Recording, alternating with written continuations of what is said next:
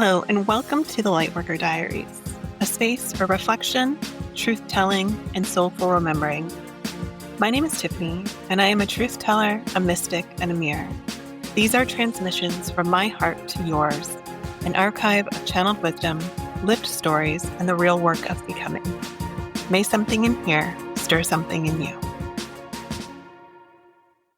I have been choking on confusion soup for a little over a week now, and my mind thinks that getting involved is the fastest way out, but instead it is creating this spiral of thought forms that actually take me even deeper into the confusion. Maybe you're feeling this. Maybe you're not. If you're not, congratulations.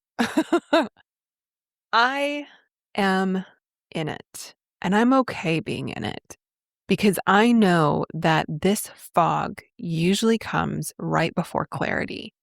The times when I feel the most lost lead to the greatest breakthroughs. And I also know that when the fog comes in this thick, it's usually because it wants me to slow down. Several years ago, while I was working with a shaman, I was telling her about the fact that I was afraid of the dark. And yes, even at the time as a 40-something year old woman, I was terrified of the dark. And the more we spoke about it, it was really a metaphor for something much larger, this fear of uncertainty. And one of the things that she said to me while we were, exploring this issue really stuck. When you think about being in a room and it is pitch black and you can't see a thing, how do you move from one side to the other? If you run, anything you run into is going to hurt a lot more. And so when it gets the darkest, when it gets the hardest to see, when it feels the scariest, you slow down. You feel your way through it. You don't think your way through it. And you certainly don't run full bore in just any direction and hope for the best. And now, let's be honest, that's usually my tactic. But I'm learning. So here we are. Last week I spoke about this too. Slowing down even more than feels comfortable in order to create some space and to feel into what is right. I think that is a message that has come through several times. I had a happy hour with a dear friend of mine. We meet every year on the anniversary of a conference that we went to. And every year we reflect on the year that has passed and set a new goal for the year ahead. And as we were sitting there and chatting, I told her that, the divine detours this year have been wild. And her question stopped me in my tracks because she asked, "What's the point of the detours?" And I hadn't really thought about it in detail. I'm like, they're detours. You go off path to come back on path. But it feels much more profound than just that. My detours this year have been a repeated process of losing my center and coming back to it. I have a tendency to take an idea and run with it before I've really fully vetted it. And sometimes it works, sometimes it doesn't. Sometimes I have to go back to where I began and continue on the original path. And I feel like that is a little bit of what's happening for me right now. I'm in the fog of being in a place that decisions need to be made, but my heart is making damn sure that I make that decision from the right place. Because I've made a lot of decisions from my head. I've made it a lot of decisions that seem like they're the right decisions, but aren't really what I've wanted.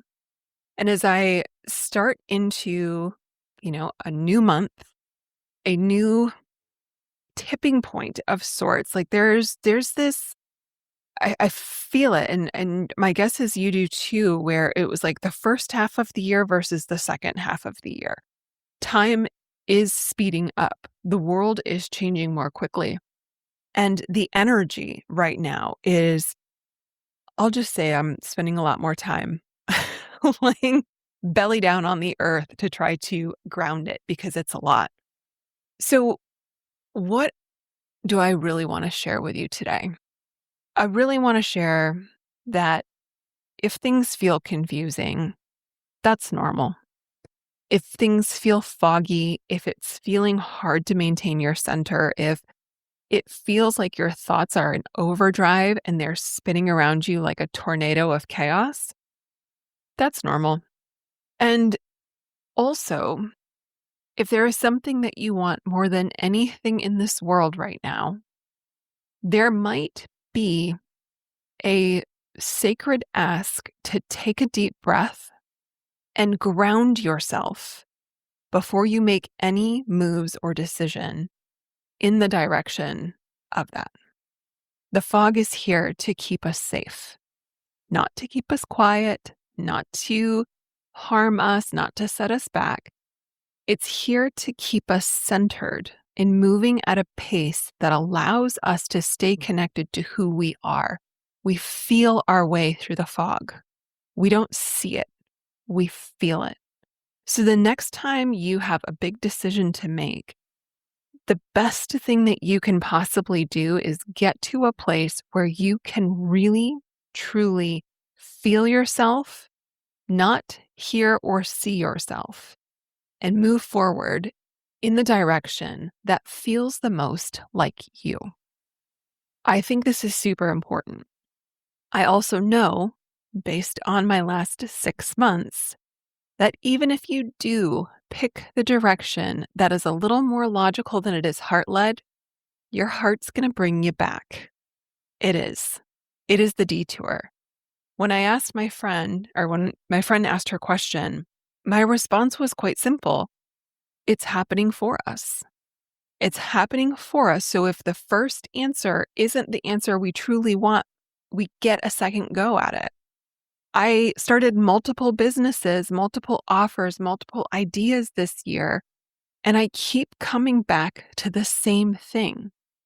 And that really is me learning how to trust the vision that I have for my life. I've been making these minor tweaks and adjustments, and I can see so clearly what it is that I want to create, but I haven't yet trusted myself to do it. Because logically, I can't see in my mind how that makes money in a way that I need it to make money. And because I can't see it, I'm busy running circles around myself over in another field, thinking I just need to figure out a solution. One of my coach and mentors' quotes that has stuck with me and really come up to the surface several times this year is, God never asked you to know how. God simply asked if you would be willing. And I don't know if I have fully allowed myself to be willing because I've been too busy trying to sort out the how.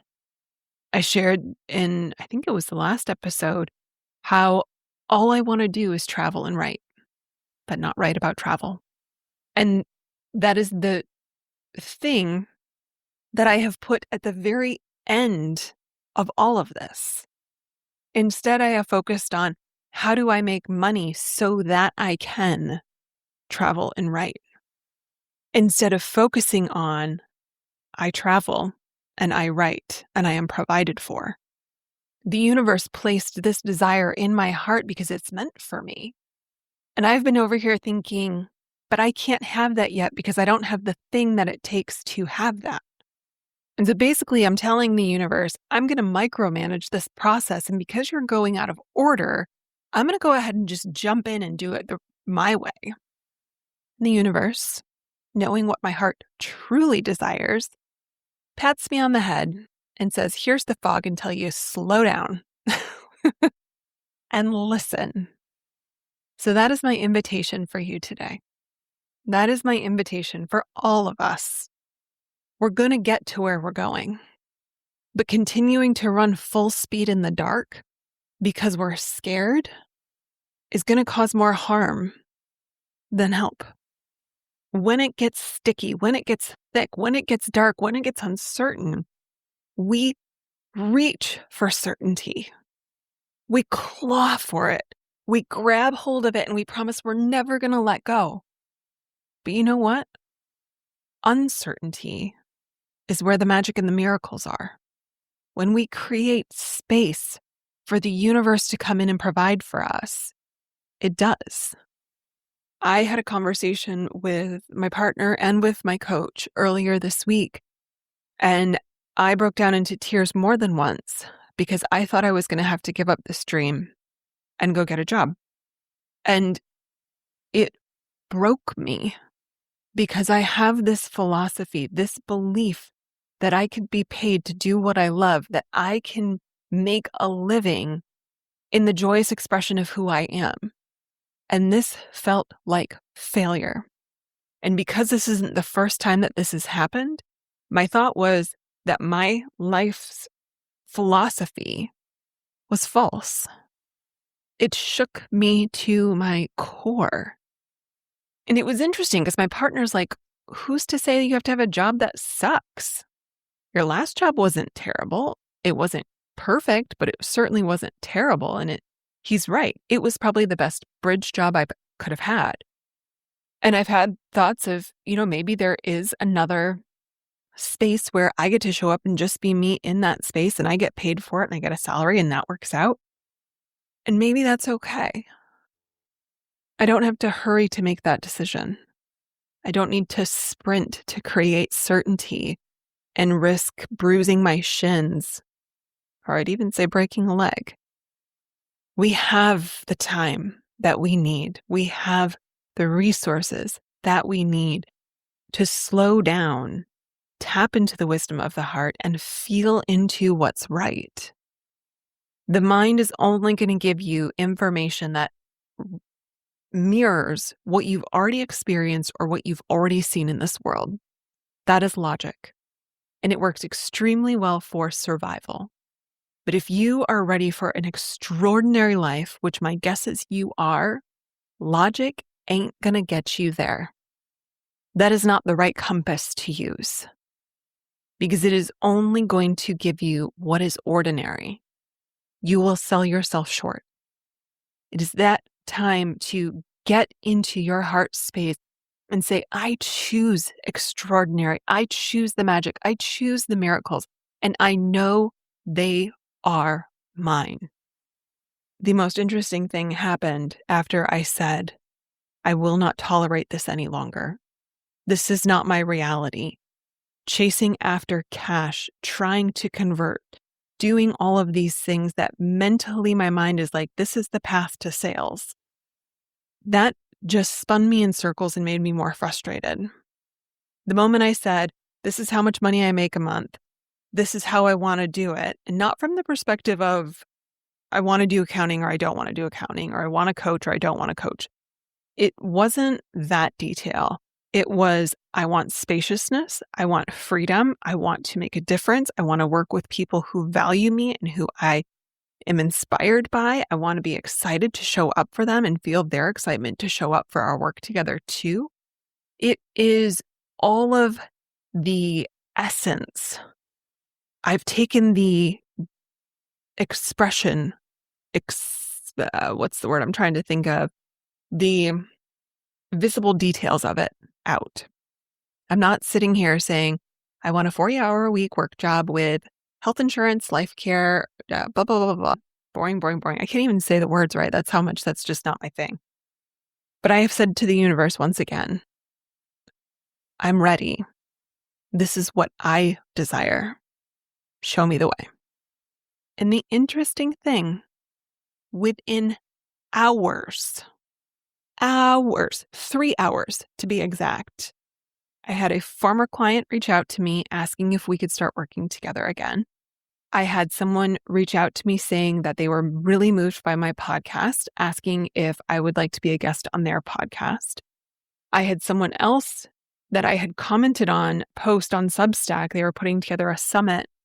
And I said, well, if your people are into and listed like 3 things, I'd be interested in talking to you about being a part of the summit. And she said, great, let's talk. Multiple opportunities revealed themselves to me the moment I stopped trying to control the narrative. The moment I said, universe, here is my order. I'm open to how you fulfill it. The universe said, great, about frickin' time. Stand back, miracle's loading. So yeah, we are in an interesting time. And we are in a scary time. And we are in a time and space that is unlike anything in history and also exactly like every other cycle in history. And our first top priority is to slow down, to get into our hearts, to believe that we are supported and taken care of, and stop trying to control it all. I hope this was helpful for you today.